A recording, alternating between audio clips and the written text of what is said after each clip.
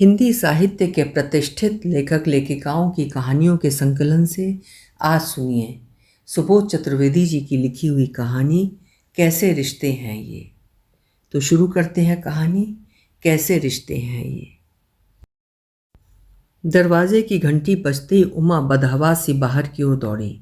उसके कान कब से घंटी की आवाज़ सुनने के लिए तरस रहे थे। कंधे पर फैले बालों को लपेटते झपट कर दरवाज़ा खोलते ही भैया से लिपट गई। पीछे झांक कर देखते हुए बोली, भैया भाभी और बच्चे कहाँ हैं? भैया हंसते हुए बोले, अब जो सामने खड़ा है उसे अंदर आने देगी या नहीं? अरे क्यों नहीं, कहते हुए दरवाजे से हट गई। भैया 4 दिन पहले लंदन से आए थे और आज अपनी छुटकी बहन से मिलने आए थे। अकेले भाई को देखकर उमा की आंखें भर आईं। बोली, इसका मतलब वे लोग मेरे घर नहीं आए? शायद मुझे, मेरे घर को उन लोगों ने अपने लायक नहीं समझा। मैं पिछले 5 वर्ष से आप लोगों का व्यर्थ में इंतज़ार कर रही थी। सुबह 5 बजे से जब किचन में घुसी हूँ तय नहीं कर पा रही थी कि क्या बना लूँ जो भाभी और बच्चों को पसंद आ जाए। कहते हुए उमा की आंखें छलक आईं। भैया बाहों में घेरते बोले, अब भी बड़ी नहीं हुई, चल जल्दी से खिला, क्या क्या बनाया है, बहुत भूख लग रही है। और उमेश कहाँ है? दोनों बच्चे भी नहीं दिख रहे। ये तो बाजार गए हैं आप लोगों के लिए मिठाई लेने। नीरू और पायल को मुश्किल से समझा बुझाकर कोचिंग भेजा है, बस आते ही होंगे। 4 दिन से अपने अनदेखे भाई बहन की बेसब्री से इंतज़ार कर रहे थे, अब कितने मायूस होंगे। कहते हुए फिर आंखें भर आई। पहले एक गिलास पानी पिला, फिर बताता हूँ। उमा शर्मिंदा होती उठ खड़ी हुई। अभी लाई भैया। फिर गई गैस पर चाय का पानी चढ़ाकर लौटी। चाय बन गई, बैठकर साथ में निःशब्द पीने लगी। चेहरे पर हताशा का भाव छाया हुआ था। चुपचाप बैठकर अपने बड़े भाई की ओर देखने लगी, जो अब काफ़ी बूढ़ा और थका हुआ लग रहा था। इसी भाई के साथ उसका कितना लड़ाई झगड़ा हुआ करता था। भाई दूज या राखी, वो बिना झगड़े नहीं मानती थी, इकलौती बहन जो ठहरी। आज वे सब बातें स्वप्न में देखी हुई सी लग रही थीं। एक अजीब सा शर्मिंदगी का भाव मन में उपज रहा था। उमेश और बच्चों की सवालिया निगाहों का सामना कैसे करेगी? जिस दिन से भैया का फ़ोन आया था कि वे 1 हफ्ते के लिए परिवार सहित भारत आ रहे हैं, उसकी तो रातों की नींद उड़ गई थी। वो अपनी भाभी और उनके बच्चों से पहली बार मिलने जो वाली थी, उसकी उत्सुकता चरम पर थी। खुशी की अधिकता में वो इतना डूब चुकी थी कि उठते बैठते बस उन्हीं लोगों की चर्चा किया करती। बच्चे भी उन अनजान अनदेखे रिश्तों से अनायास जुड़ गए थे। दिन रात प्लानिंग होती रहती, उन सब के आने पर क्या क्या करना होगा। उमा अब हर वक्त बच्चों को टोकती रहती, मामी के सामने इस तरह का व्यवहार मत करना, तुम लोगों को जंगली समझेंगे। वे लोग विदेश में रहते हैं जहाँ सभी कार्य पाबंदी से होते हैं। बच्चों को सहमता देख उमेश टोक देता, क्यों बच्चों को डरा रही हो? उनसे उनकी मासूमियत मत छीनो, आएंगे तब देखा जाएगा। और फिर किसी दूसरे के लिए हम खुद को भला क्यों बदलें? प्रकट में तो उमा चुप रह जाती, पर मन ही मन सोचती, कहीं इन्हें उन लोगों का आना बुरा तो नहीं लग रहा। अतिरिक्त खर्चा जो हो जाएगा। फिर इसे मन का वहम कहकर टाल जाती। इससे पहले वे लोग भैया के परिवार से बस फोटो के माध्यम से ही परिचित थे। भैया बाहर क्या गए वहीं के होके रह गए। एक विदेशी कन्या पर रीझ गए, आनन फानन वहीं शादी कर ली। यहाँ फोटो भेजकर कर्तव्य की इतिश्री कर ली थी। विरोध करने वाला था भी कौन? छोटी बहन और बूढ़ी माँ, जिन्होंने बहू के जो सपने देखे थे उन्हें एक पोटली में बांधकर अपनी टीन की संदूकची में छिपाकर हमेशा के लिए रख दिया था। माँ के जीवित रहते भैया कभी परिवार को लेकर नहीं आ पाए। कुछ समय का अभाव, कुछ दूसरों की अनिच्छा। इस बीच 2 बच्चों का परिवार में आगमन सब खबरें पत्रों के माध्यम से मिलती रहीं। न आने के अनेक बहाने थे। 2 बच्चों का जन्म, फिर उनकी परवरिश, स्नेह की क्षीण डोर बस भाई बहन के बीच बंधी हुई थी। विदेशी धरती पर पले बढ़े रिश्तों की अहमियत क्या जाने। उन लोगों के मन में भारत के लिए कोई खास उत्सुकता भी नहीं थी। वे जिस देश के माहौल में रह रहे थे वहाँ रिश्ते कपड़ों की तरह आए दिन बदलते थे। भाभी का नाम जूलिया था, जिसे उमा बस फोटो के माध्यम से जानती थी। बच्चे हैरी और सोफिया थे। माँ की मृत्यु के तीसरे दिन अकेले भैया आए थे और 1 हफ्ते में सारे संस्कार निपटा कर चले गए थे। ये तो अच्छा था, मरने से पहले माँ ने उसे उमेश के हाथों में सौंप दिया था, नहीं तो इस बड़े संसार में उमा तो निपट अकेली रह जाने वाली थी। ऋतुओं का चक्र निरंतर चलता रहा। माँ की याद टीस बनकर चुभती, वहीं भैया की याद कलेजे में फांस बनकर जब तब कसकने लगती। मन की बातें घुटकर रह जाती। मायके के नाम पर उसकी तकदीर में सिर्फ स्मृतियाँ थीं, अब अच्छी बुरी जैसी भी थीं। कभी बहुत मन भर आता तो उमेश से या बच्चों से बचपन की बातें साझा कर लेती। बच्चे भी अब समझदार हो चले थे। अपनी गृहस्थी में डूबी फ़ोन के माध्यम से ही भैया और उनके परिवार से जुड़ी हुई थी। कभी भैया बहुत दिनों फ़ोन नहीं करते तो कसमसा कर रह जाती। विदेश फ़ोन करना उसके बूते की बात नहीं थी। सच तो ये है कि उमेश की आर्थिक स्थिति बहुत अच्छी नहीं थी। किसी तरह बस परिवार का गुजारा चल रहा था। उमा ने भी संतोषी स्वभाव ही पाया था। कम आय में भी खुश रहना उसका स्वभाव था। इसलिए वो कभी उमेश से भैया को फ़ोन लगाने के लिए नहीं कहती थी। भैया से उनके बढ़ते बच्चों के विषय में सुनती रहती थी। आज पहली बार उनसे रूबरू होने का अवसर आया था। सुबह से वो उस सुखद पल की ना जाने कितनी बार कल्पना कर चुकी थी, पर उन्हें सामने ना देखकर उसे बहुत बड़ा आघात लगा था। सोच रही थी भैया स्वयं उन लोगों के ना आने का देखें, क्या कारण बतलाते हैं। तब तक उमेश ने 2 थैले लिए प्रवेश किया। सामान उमा के हाथों में थमा कर उसने झुककर भैया के पैर छुए, फिर ताज्जुब में भरकर बोला, भाभी और बच्चे कहाँ हैं? वे लोग नहीं आए, भैया ने ठंडी आवाज़ में उत्तर दिया। पर क्यों? उमेश ने तिरस्कार भरी नज़रों से उमा की ओर देखते हुए पूछा।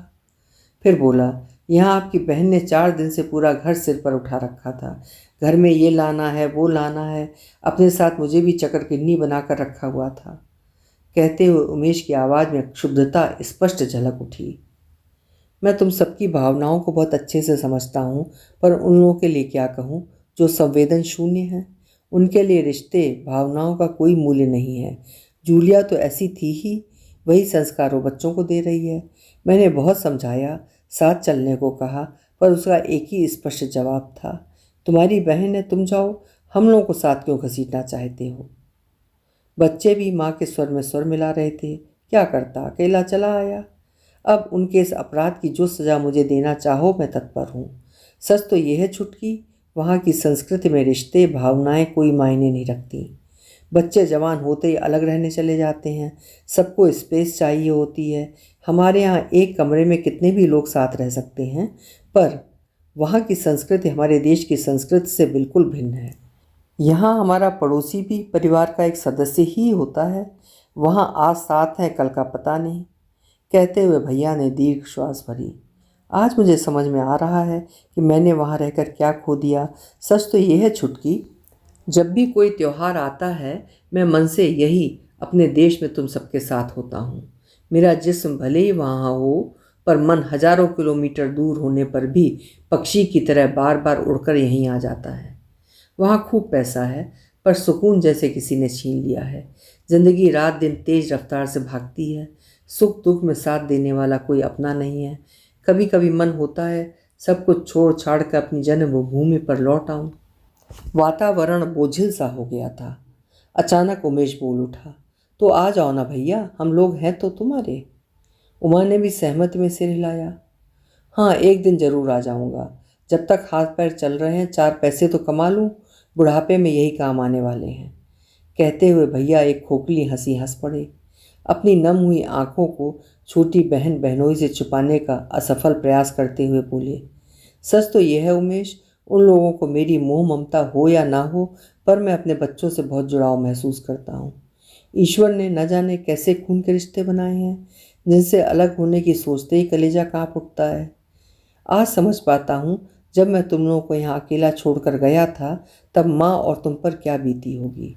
उस समय तो मुझे पैसा कमाने का एक जुनून सवार था। बस उस समय सोते जागते डॉलर ही दिखते थे। अब लगता है सब कुछ होते हुए भी मैं आज खाली हाथ हूँ। पैसा कमाने की धुन में रिश्तों को गंवा बैठा। आज एक अपराध बोध, ग्लानि का भाव मुझे चैन से जीने नहीं देता। रात को दवा खाने के बाद ही नींद आती है। सुबह से रात तक एक मशीनी ज़िंदगी से थक गया हूँ। यहाँ आकर कितना सुकून मिला है, पर वापस वही ज़िंदगी। उमा गाल पर हाथ रखे हैरानी से सोच रही थी, क्या अब तक वो भैया की खुशहाल जिंदगी के विषय में जो सोचा करती थी वो सब मृगतृष्णा थी? अभाव में तो वो जी रही थी, आए दिन पैसों की किचकिच, गृहस्थी की खींचतान। फिर भी जीवन में सुकून तो है, आपस में प्रेम, संवेग, भावनाएं तो हैं, एक दूसरे के सुख दुख में सरोकार तो है। अचानक उमा बोल पड़ी, अच्छा भैया, बाकी बचे दिन हमारे साथ रहो ना, हम सबको बहुत अच्छा लगेगा। हाँ हाँ भैया, उमा ठीक कह रही है, पर उतनी सुख सुविधा इस छोटे से घर में आपको नहीं मिल पाएगी।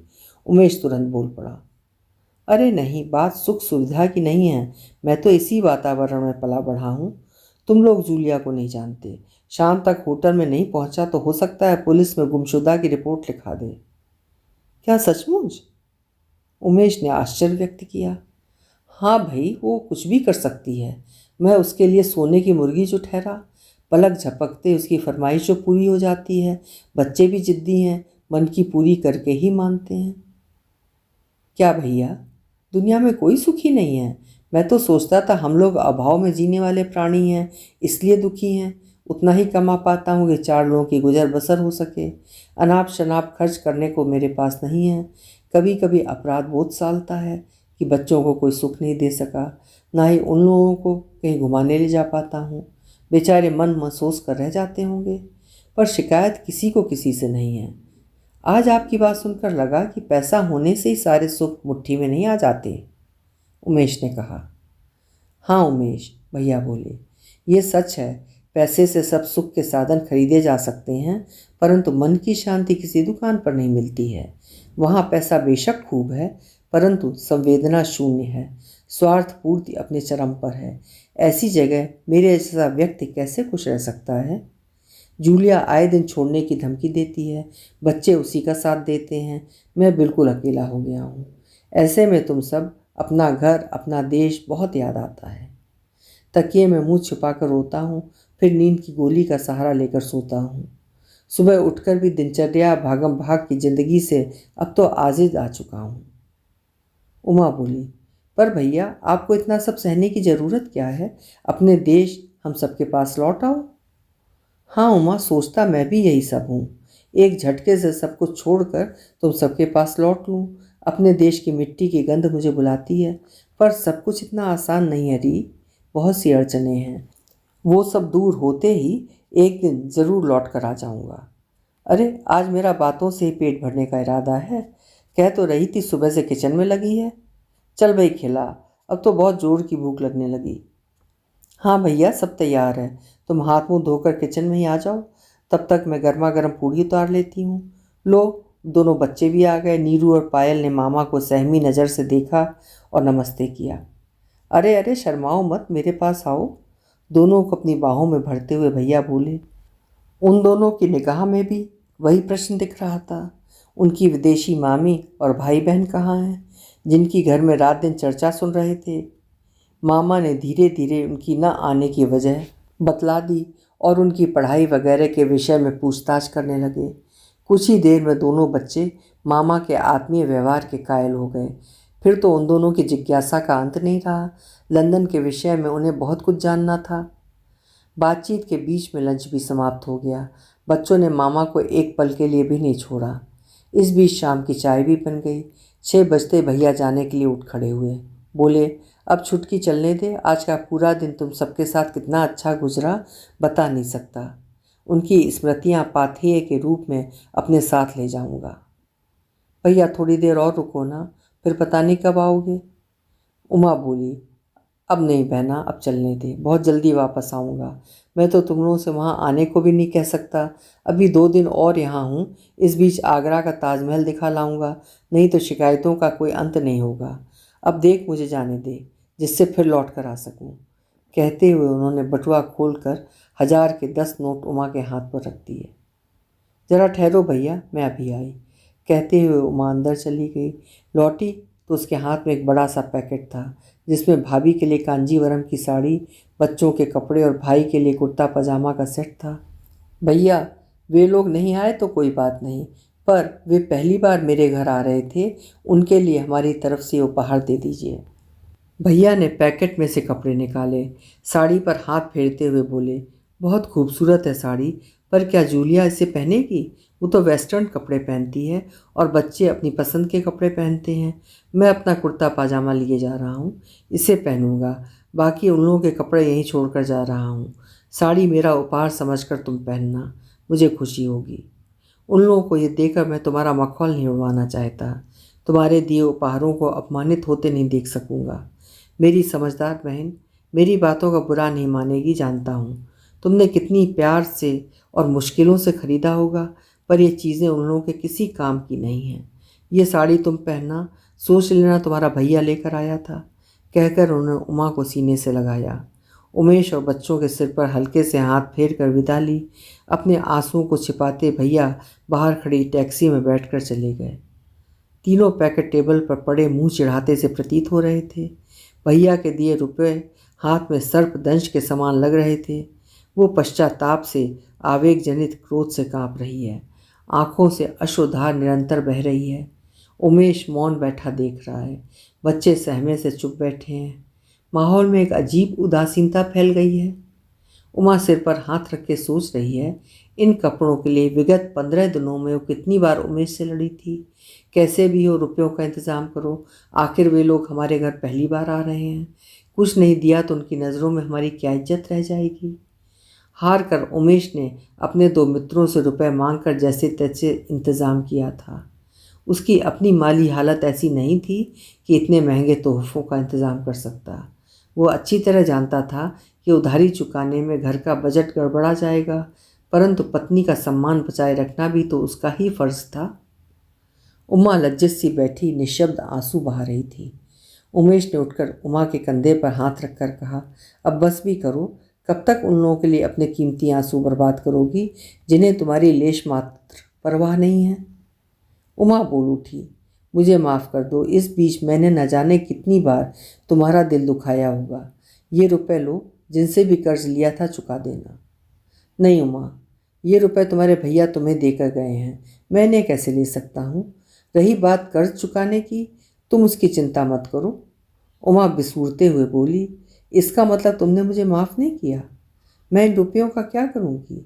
जब तक मेरे सामने रहेंगे मुझे वही दंश बार बार देते रहेंगे। मैं वो एक दुस्वप्न समझकर सब कुछ भूल जाना चाहती हूँ। शायद तुम ठीक कहती हो, उमेश बोला। हमारी और उनकी दुनिया का कोई मेल नहीं है। हम तो अपने परिवार के बीच ही सारी खुशियाँ पा लेते हैं, दूसरों की क्यों परवाह करें। अभी आप सुन रहे थे सुबोध चतुर्वेदी जी की लिखी हुई कहानी कैसे रिश्ते हैं ये। उम्मीद है कहानी आपको अच्छी लगी होगी। कल मिलेंगे फिर किसी नई कहानी के साथ। आपका समय शुभ हो।